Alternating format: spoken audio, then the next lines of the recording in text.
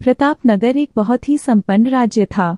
वहां के राजा बहुत ही प्रतापी थे और प्रजा का पूरा ख्याल रखते थे। राजा ने पूरे जीवन प्रजा की मन से सेवा की थी, लेकिन अब वह बूढ़े हो चले थे तो मन में बड़ी दुविधा थी कि उनके बाद राज्य को कौन चलाएगा। राजा साहब के एक दिन राजा ने सुबह सुबह सभी पुत्रों को बुलाया और उन सबको एक एक बोरी गेहूं देते हुए कहा कि मैं और तुम्हारी माता तीर्थ यात्रा पर जा रही हैं। हमें वापस आने में 1 वर्ष से भी ज्यादा लग सकता है। तुम तीनों की ये जिम्मेदारी है। जब पिताजी आएंगे तो वापस दे दूंगा।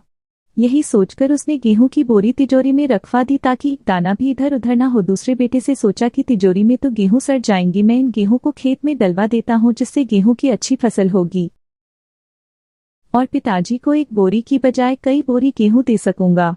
अब उसने न गेहूं के लिए अच्छा खेत देखा और ना ही अच्छी उपजाऊ जमीन देखी और ना ही खेत की घास फूस को साफ कराया। बस ऐसे ही एक बंजर जमीन पर गेहूं डलवा दिए और कभी उनकी देखभाल करने नहीं आया। उसे लगा कि अब अपने आप फसल आ जाएगी। तीसरा बेटा ज्यादा समझदार था। उसने अपने मित्र के साथ मिलकर एक अच्छा खेत देखा जो बहुत उपजाऊ था। फिर उसकी मिट्टी बदलवाई, वहां घास फूस की सफाई कराई और फिर विधि अनुसार गेहूं के दाने खेत में बो दिए। पूरी लगन और मेहनत से खेत की हिफाजत की, समय पर खाद पानी सब कुछ दिया। साल भर बाद पहली फसल आई, उसने फिर से उसे बोया, फिर और अन्न उपजा। खेत खलिहान लहलहाने लगा। राजा यही कोई 3 वर्ष बाद वापस आया। तीनों पुत्रों को देखकर बड़ी प्रसन्नता हुई, साथ ही मन में इच्छा थी ये जानने की कि बेटों ने गेहूं के साथ क्या किया।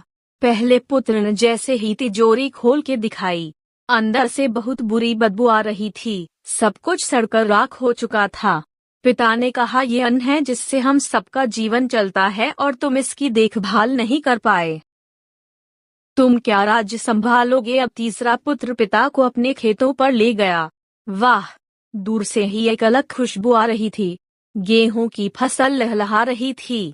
चारों तरफ हरियाली और जीवन था और उस खेत से 50 बोरी से भी ज्यादा गेहूं उत्पन्न हो चुका था और आज भी खेत में फिर से फसल खड़ी थी।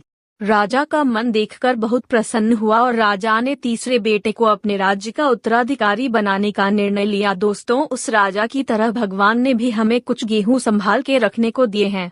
वो गेहूं है हमारा जीवन, जिसे हम बेकार के कामों में नष्ट कर देते हैं।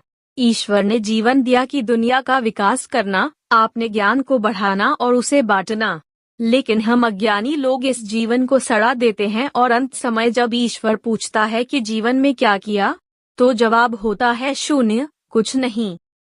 अपने मन की जमीन को साफ करिए, उसमें जो घास फूस है वो हटाइए। मन में जो ईर्ष्या, गुस्सा और व्यसनों को हटाइए और अच्छाई के बीज बोइए। फिर ईश्वर आपसे बेहद खुश होंगे।